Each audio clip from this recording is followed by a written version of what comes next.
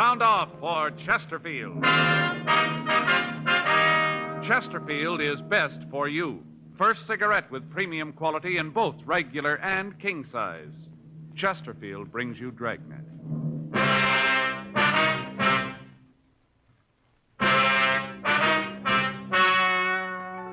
Ladies and gentlemen, the story you are about to hear is true. The names have been changed to protect the innocent.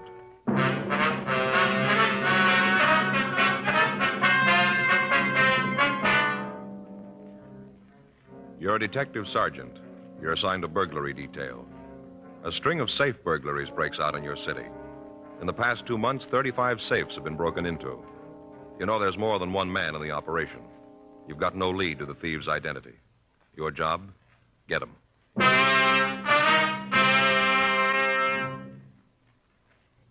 Years ahead of them all.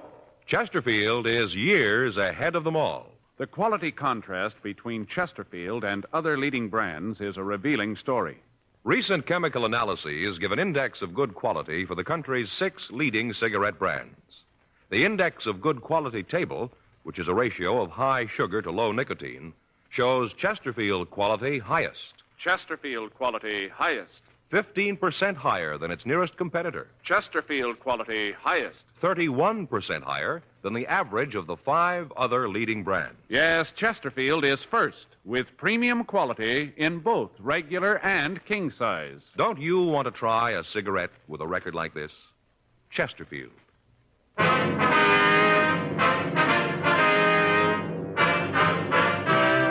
Dragnet, the documented drama of an actual crime.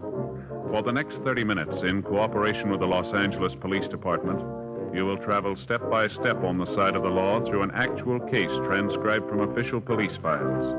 From beginning to end, from crime to punishment, Dragnet is the story of your police force in action.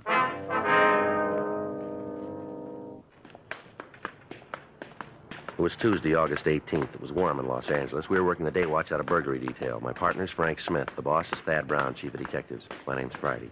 It was 1:34 p.m. when we got to the second floor of the Central Jail building, the crime lab. Couldn't sleep last night. Faye and I had another beef. Oh, what about this time? Cards, you know, canasta. Yeah? Folks next door came over after dinner and we got to playing. They play real good. Mm-hmm. And it wasn't long before we were really getting schlocked. What? You know, schlocked. Beaten. Oh. Terrible. Yeah. Last hand, they go down right away, Joe. Seemed like everything I threw them they could use. Picked up everything. I couldn't do anything right. Just kept building up mells, they did. Big thing for us was to get out as quick as we could. You know, get the hand over with. Yeah. Faye wasn't doing any good. Finally, I still don't know how they let it happen.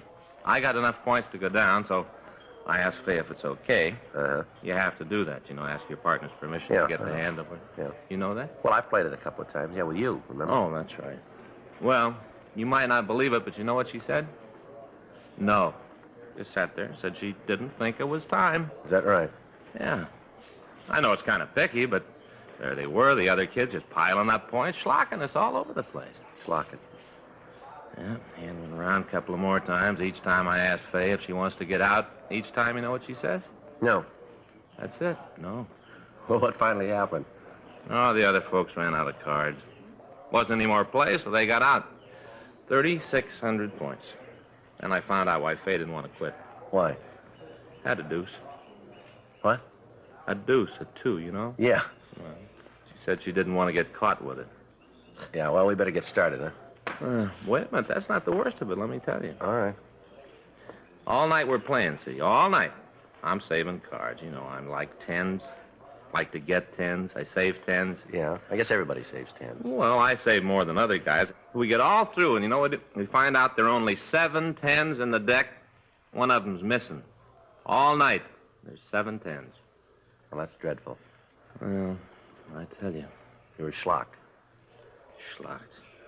Didn't sleep a wink. Friday? Yeah, Ray. Back here. Girl's out to lunch. Come on back. Hi, how's it going, Ray?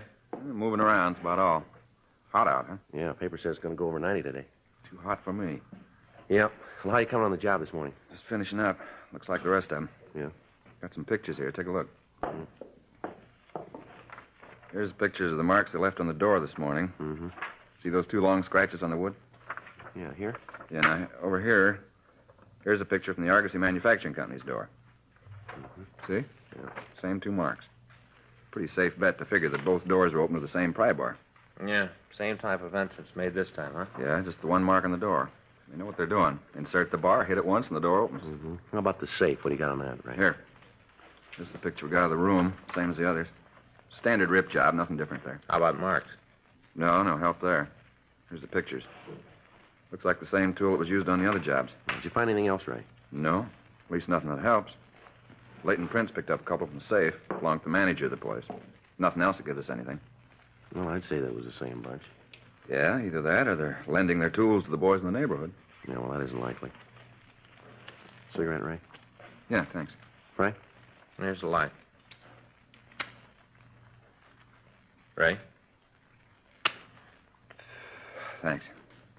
Really leaning on you guys for this one, huh? Yeah, Skipper's taking a lot of heat. What's this make for him? 34, 35? 35, 6 months. Get any nearer to him? No, not much. Got anything to tell how many men there are? It'd be hard to say for sure. The way they work figures about 3 or 4, maybe. Yeah, that's the way it looks. Take that number to pull off the operation as smooth as they're doing it, though, Ray. You got anything at all to work on? Well, we checked around town. There aren't any rumbles. One of the tightest gangs that we've seen in a long time. Doesn't seem like anybody outside knows what's going on. We checked the places around. Nobody's spending a lot of money they can't account for. How much they take so far? Well, what they got this morning, let's see, it comes to a little under $36,000, doesn't it, Frank? Yeah. What about you, Ray? You turn up anything we can use? Nothing that points anyplace. We know how they got in, how they hit the safe. That isn't going to help much. Same M.O. as the others. You haven't got any idea who they are, huh? No, nothing. Had any idea who they are, we could maybe use the anthracene on their tools. That's great. We got to find the tools before we use that. We got no idea where they plant them. Mm-hmm. Seems that one of your informants would be able to come up with something on it. Yeah, you'd think so. We've checked them all, Ray. No leads to the gang. Doesn't seem there's anybody in town that knows who they are. Anybody new operating around? No, we checked that out, too. We've had the stats office make so many runs that they're wearing out the cards. M.O. isn't new. It's been used before, but all the possibles have been checked out. Stuff from Brereton up at CII, the other lead from the APBs, they all have been cleared.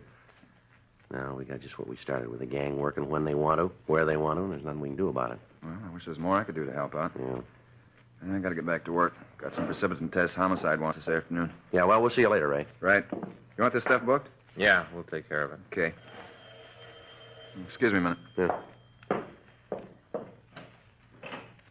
Crime lab, Pinker. Yeah? Yeah, they're both here. Which one? Yeah, hold on. Joe? Yeah? You, office. Thanks. Friday. Oh, yeah, Chandler. Uh-huh. Wendy call. Yeah, well, what's that number? 4? Right. Yeah, I'll call him right away. Right. Bye. Chandler, huh? Yeah, Don Jackson called, said he wanted to get in touch with us. Jackson? Doesn't ring any bells. It's the guy we pinched last month. Remember? Looked like the guy who was in on the service station jobs. Oh, yeah, I remember. Guy with the wax mustache, huh? Mm-hmm. Hello. Don Jackson? Well, could I speak to him, please? Don, it's Joe Friday. Yeah. Mm-hmm. Yeah, well, it's 1:47 now. Take us about 10 minutes. How about 2? All right, fine. Yeah, we know where it is. Right. We'll see you there. All right, bye. What's he want? He wants to see us about the rip jobs. Yeah? Says he's got a rumble on him.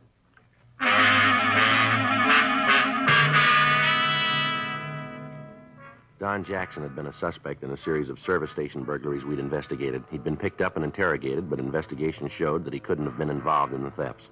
Since he'd been released, we'd heard nothing from him, and as far as we knew, he'd gone back to his job in a downtown clothing store. From what he told me on the phone, he had some information about the current series of safe burglaries. 1:48 p.m. Frank and I left the crime lab and drove over to the store where Jackson worked. He managed to get relieved, and he took us to a small coffee shop near the store. We sat down and ordered some coffee, and Jackson told us what he knew about the burglaries. Now, I could be wrong about this. I don't think so. But outside, it could be. Uh-huh. Donnie, you got any one reason for figuring that the Scott fellow's tied in with the jobs? Well, nothing I can put my finger on, you know. Just that the guy's never done a full day's work in his life. Don't think he knows what a callus is. Yet he's always loaded, always got a roll. It's real, too. Not like them you see sometimes with a big bill on the outside and ones in the middle. Now, this guy's loaded, you know. Yeah. Where'd you meet him? Well, I was sitting in a bar down the street one night, having a belt before dinner. We got to talking, ended up eating together that night. You remember when this was, Don, when you first met him? Well, let me see. Yeah, it was the day I got the trench coat from England. Now, let me see. That make it about August 4th. Yeah, it was the night I got the coat. Come to think of it, that's what got us a-talking, the coat. I don't understand. Well, you see, I got this here coat I had to send over from England. It's a real beauty. All kinds of linings and wind straps in the sleeves. It's great, you know. Uh-huh. Well, I had him send this coat to the store. It got down the 4th. I had it with me that night. And Scotty noticed it, and we got to talking about clothes and went to dinner. He asked me how much the coat cost. I told him run about 40, maybe $50. He asked me if I could get one for him, and I told him sure. It'd take a couple weeks. Uh-huh. Well, he asked me to send a letter to my friend Airmail Special and ask him to send the coat over by express. I told him I would, and then he asked me if I wanted to pay me then. Yeah. I told him no, wait till I knew just how much the coat was going to run. You know, duty and postage and all that. Yeah, I know.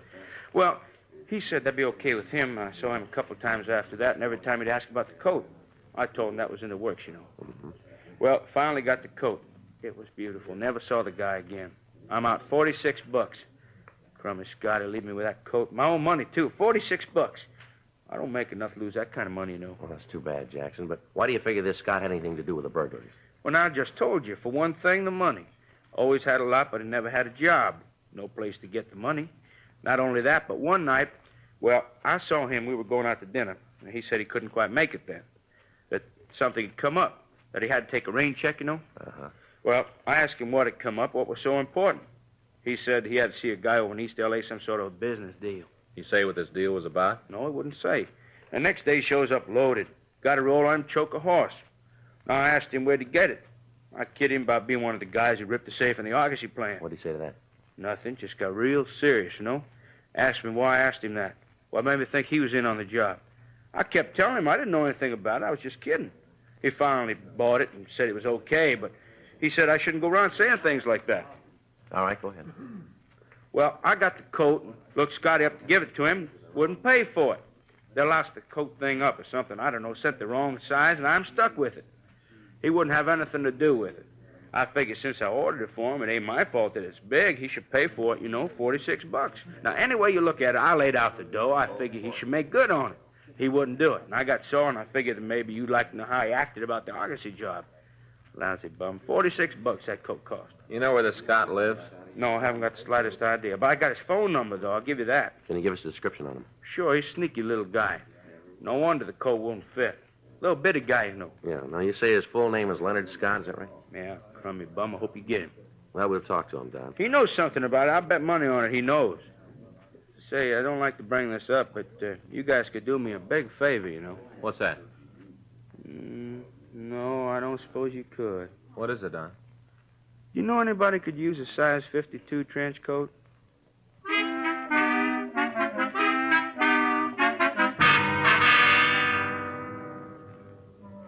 We continued to talk to Don Jackson. We got the description of Leonard Scott and his phone number.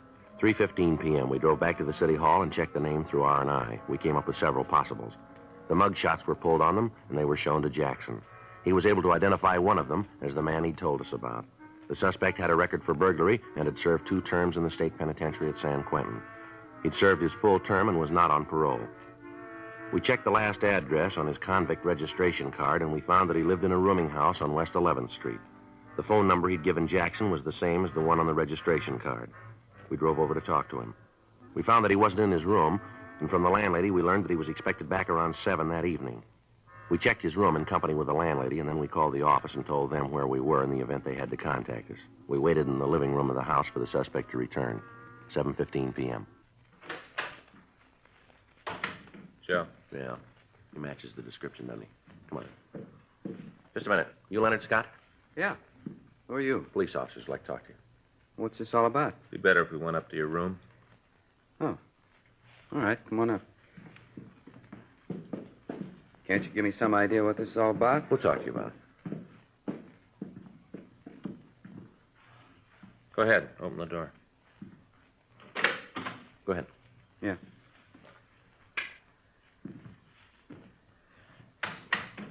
Okay, what's the pitch? You've been through it before. You're an ex-con. You know the pitch. You tell us what you do for a living? I work. Doing what? I'm a salesman. What do you sell? Different things. What's all this prove? You guys coming in here making like big men? I'm going straight. I work for a living. Now, either tell me what this is all about or get out of here. You remember what you were doing on August 4th? It's a long time ago. Remember what you were doing? You have to think about it. It's a long time ago. All right, you take your time. We like to know. August 4th, huh? Yeah. No, sorry, fellas. Can't remember a thing. How about the 5th? Same there? 6th? Nothing? How about the 7th of August? Well, I can give you a hand there. I had a dinner with a friend. Then we went to a show. I had a few drinks after, and then I came home. Who's the friend? Fella I know. What's his name? Why I got to tell you that? We got to check your alibi. What do I need an alibi for? I haven't done anything. My time's clean. I got nothing to explain to you. Now, maybe you can clear up a few things for us. I always like to help the cops out. What do you want to know? How come you remember what you were doing on August 7th? You got trouble with time before then, haven't you? What's so important with the dates? Maybe if you tell me what you're after, I can help you out. You quit being cagey, maybe I can come up with the answers. The Argosy manufacturing plant had their safe ripped open on that night. You look good for the job. Oh, you're out of your mind. Yeah, we got a witness who tells us you showed up with a pocket full of money the next day. You've fallen twice before for burglary. You can't account for your time before or after the date, but you happen to have an alibi for the night of the heist. You got no steady job, but you got plenty of money. Now, come off it, Scott. We got you nailed for the jobs, and you know it. You got a choice of giving us a hand on this thing. It'll be marked down in your favor, or you can be a big man and stand for this thing alone. It's up to you. We'll play it any way you want. You figure you can make me for the jobs? Looks like it won't be too tough. You're in the middle, Scott. Why don't you cop out? What do I get for turning pink? I told you it'd be marked down that way. How about it, Scott? All right, I guess I got to go with you. I wasn't in on the jobs. I didn't really have anything to do with the casing. I helped a little bit. Not much, just a little. Where'd you figure in it? Once I worked as a lookout for him. Who are they? I can give you the names. Like to see you get 'em, lousy bunch. Hope you get 'em good. Make every one of 'em lousy bums the way they treated me. What do you mean by that?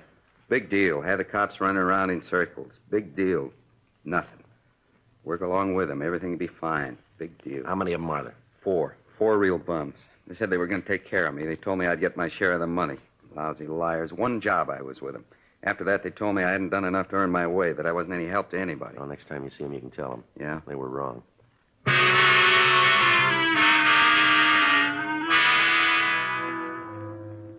We got the names of the 4 men who were involved in the burglaries. We took Leonard Scott down to the city hall and pulled the packages on the 4 suspects. He gave us a positive identification on them. We checked with Captain Wisdom, and it was decided to wait until we could catch the suspects in the actual attempt to commit a burglary. We checked out the address of the 4 suspects and got as much information as we could on them without letting them know that they were under surveillance. Additional teams of men were assigned to the stakeout. Each of them was watched 24 hours a day, and each of the teams of detectives were in constant contact with the burglary division. 2 days passed. None of the suspects made any attempt to make contact with the others. We met with the district attorney, and it was decided that in the interest of bringing the gang to justice, the first suspect, Leonard Scott, should be released from custody to act as an informant for us. He would be kept under constant surveillance. Frank and I were assigned to follow him. In the next 3 days, he went about his business as usual. Each evening, he'd leave his rooming house and walk through the bars in the downtown area. He told us that contact and information regarding the burglaries was made by the leader of the gang, one of the suspects named Howard Ramsey.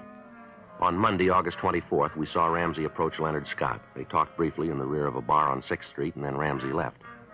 We waited for about 15 minutes, and then we saw Scott leave the bar. We followed him down the street to an all-night coffee stand. We sat down next to him at the counter, and at the first opportunity, he told us what Ramsey had said. You guys haven't got long to wait. What did he say? Deal's set. It's going to be a machine shop out in West L.A. Rumble is the safe has over 25 grand in it. Biggest job they've tackled. You say how it's going to work? Yeah, I'll fill you in on it. Thought you might want to get in touch with your office, so. How's that? They're going to work tonight.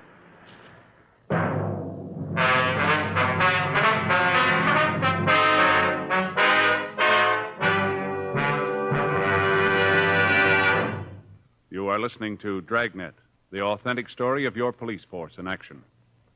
Don't you want to try a cigarette with a record like this? Chesterfield, first to give you premium quality in both regular and king size. Chesterfield, first choice of young America. From a survey of 274 leading colleges and universities. Chesterfield, first to give you this report. A doctor has been making thorough examinations of a group of Chesterfield smokers every 2 months for a full year.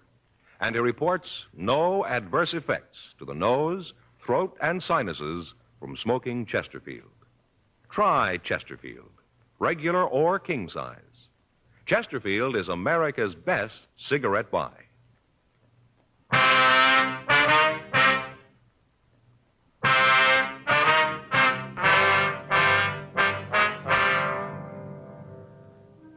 9:32 p.m. We got the rest of the story from Leonard Scott.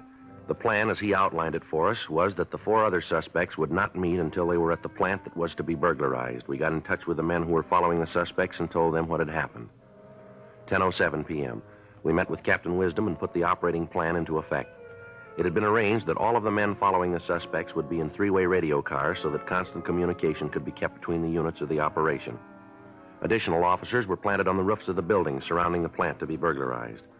These men would be equipped with walkie-talkies so they could keep in constant touch with each other and with us in a 3-way radio car. In this way, we could direct operations, and we'd have a complete picture of what was happening in the immediate vicinity. A blockade system was set up to be put into operation once the suspects had entered the trap so that escape would be impossible. 11:45 p.m. The plan was completed, and the men involved were in their assigned positions. We followed Leonard Scott to his rooming house, and he changed to his working clothes. He came out of his house, and we followed him out the freeway to Hollywood.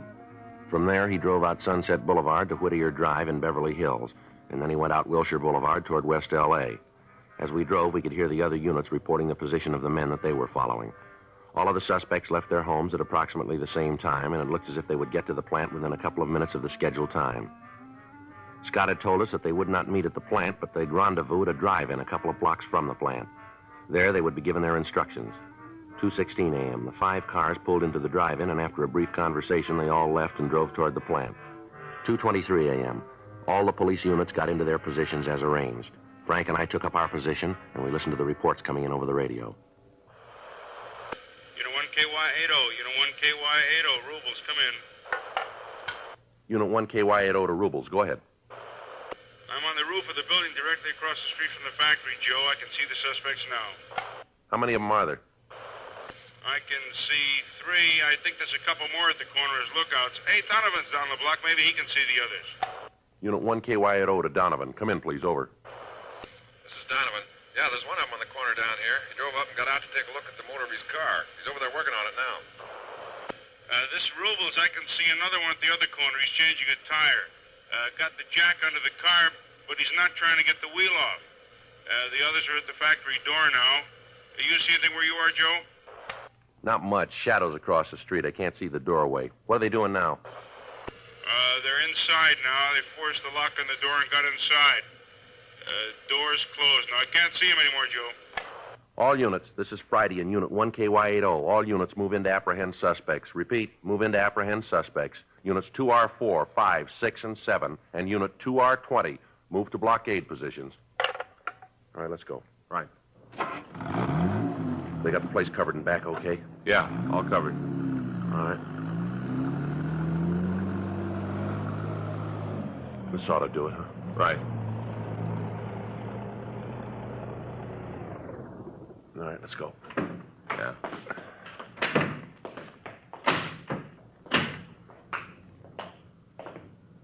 Well, I got the lookouts. Yeah, I see. Well, let's take it easy, huh?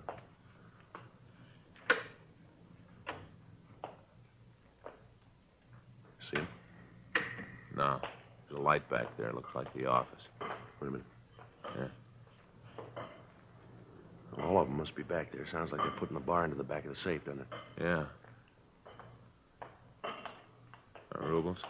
Let's go. They're in the office now. You want to move in from that side? Right. All right, let's go. All right.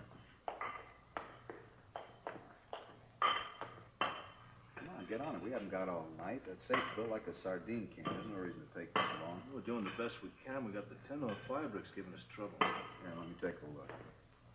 All right, hold it right where you are. Cops, let's get out of here. Watch him, Joe. I'll get him. Right. Come on, Ramsey. You got no place to go. The building's surrounded. Back here, Joe.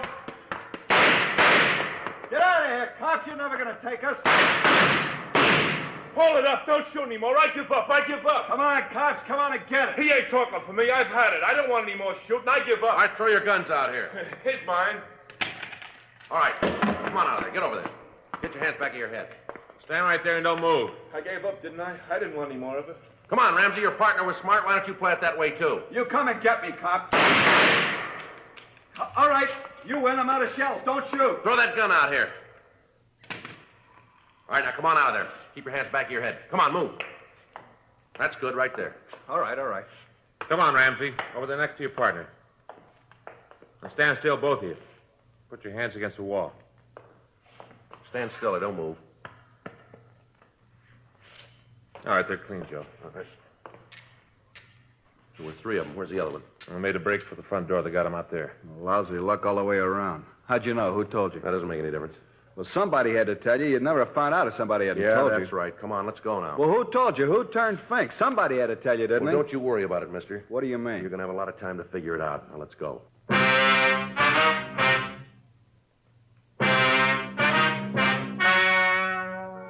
The story you've just heard was true. The names were changed to protect the innocent. On January 14th, trial was held in Department 89, Superior Court of the State of California, in and for the County of Los Angeles. In a moment, the results of that trial. Now, here is our star, Jack Webb. Thank you, George Fenneman. I'd like to talk to you people who don't smoke Chesterfields. I'm convinced that if you try just one carton, you'll find that they're best for you. They're milder, and they have a wonderful taste. Most important, they have premium quality in both sizes, regular or king size. So pick up that carton, will you? Chesterfields. Try them.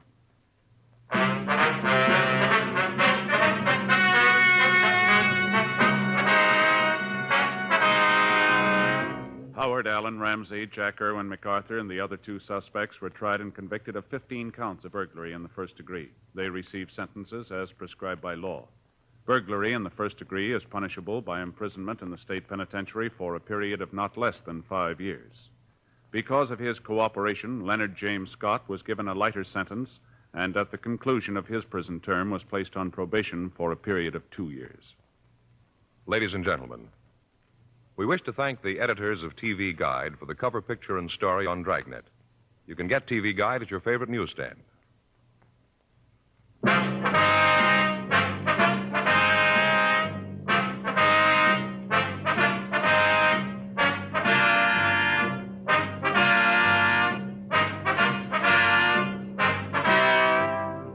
Just heard Dragnet, a series of authentic cases from official files. Technical advice comes from the Office of Chief of Police W.H. Parker, Los Angeles Police Department. Technical advisors, Captain Jack Donahoe, Sergeant Marty Wynn, Sergeant Vance Brasher. Heard tonight were Ben Alexander, Olin Soule, Vic Perrin, Jack Crucian. Script by John Robinson. Music by Walter Schumann. Hal Gibney speaking. For a million laughs, tune in Chesterfield's Martin and Lewis show, Tuesday on this same NBC station. And sound off for Chesterfields. Either regular or king size, you'll find premium quality Chesterfields much milder. Chesterfield is best for you. Chesterfield has brought you Dragnet, transcribed from Los Angeles.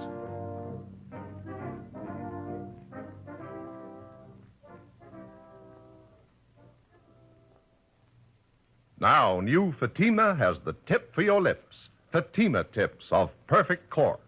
King size for natural filtering. Fatima quality for a much better flavor and aroma. So remember, new Fatima has the tip for your lips. Fatima. See how smooth they are. Remember, Fatima is made by the makers of Chesterfield, Liggett and Myers, one of tobacco's most respected names.